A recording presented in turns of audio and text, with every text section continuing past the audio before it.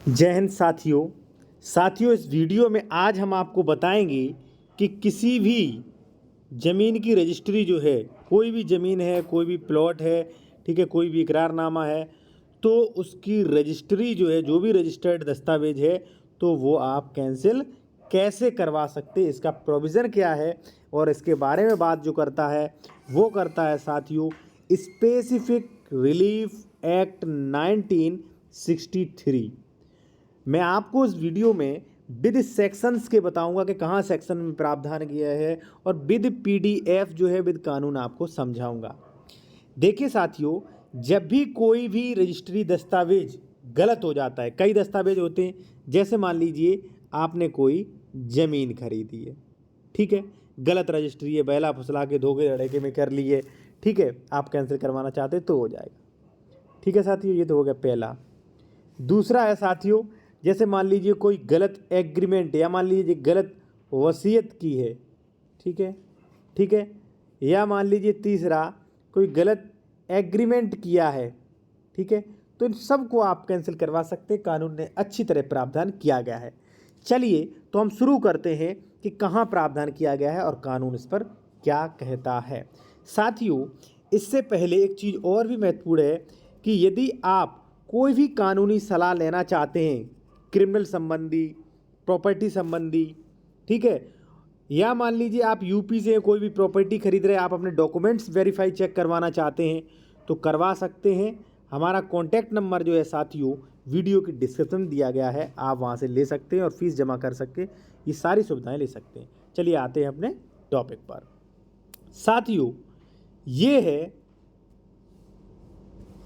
यहाँ पे आप देख सकते हैं कि लिखितों का रद्दकरण, ठीक है, यानी कि जो भी लिखित दस्तावेज हैं, कैंसिलेशन ऑफ इंस्ट्रूमेंट, ठीक है, तो कैसे इनका रद्दकरण होगा। रद्दकरण यानी कि निरस्तीकरण या कैंसिल्ड कह सकते हैं, कैंसिलेशन, ठीक है।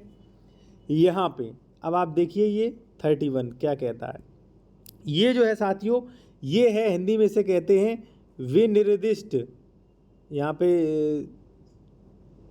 नहीं लिख रहा है, आप ऐसे ही समझ लीजिए, ये कानून जो है ये है विनिर्दिष्ट अनुतोष अधिनियम 1963, या जिसे इंग्लिश में कह सकते हैं द स्पेसिफिक रिलीफ एक्ट 1963, ठीक है, उसमें ये कानून है।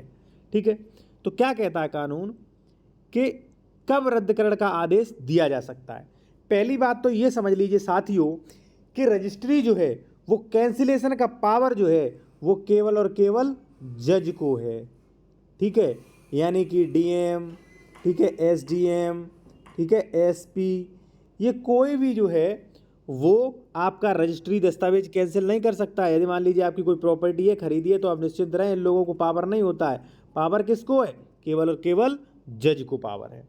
ठीक है, तो जज कब रद्दकरण का आदेश दिया जा सकता है। देखिए, कोई व्यक्ति जिसके विरुद्ध कोई लिखित शून्य या शून्यकरण हो, जिसको यह युक्त आशंका हो कि ऐसी लिखित यदि विद्यमान छोड़ दी गई तो वह गंभीर क्षति कर सकती है, उसको शून्य या शून्यकरण निर्धारित करने के लिए वाद ला सकेगा। ठीक है, यदि आपका मान लीजिए साथियों कोई नुकसान हो रहा है या कोई गलत लिख दी, ठीक है, तो शून्यकरण के लिए यानी कि कैंसिल कराने के लिए वाद ला सकते, यानी कि केस कर सकते। न्यायालय स्वविवेक से उसे ऐसा न्याय निर्णित कर सकेगा, उस न्यायालय को प्रदत्त और रद्द करे जाने के लिए आदेश दे सकेगा, यानी कि उसे आदेश है कि उसे रद्द करने के लिए आदेश दे सकेगा।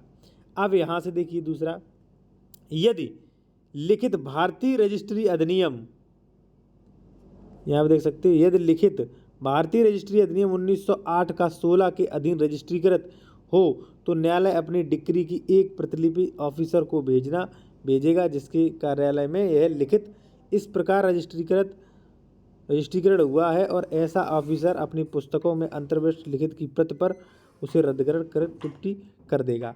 यानी कि साथियों ऐसा है कि जैसे मान लीजिए ये आपकी प्रॉपर्टी है एक्स, ठीक है, मान लीजिए आपका नाम ए है, ठीक है, हमारा नाम बी है, हमने आपकी प्रॉपर्टी जो है आपके भाई से एक्स प्रॉपर्टी है, मैंने गलत तरीके से खरीद ली है, ठीक है, गलत तरीके से खरीद लिया, कोई गलत उसमें शर्त डाल दी, अब आपको रजिस्ट्री कैंसिल करवाना है तो आप जो है जज के यहाँ रजिस्ट्री कैंसिलेशन के लिए दावा कर सकते हैं।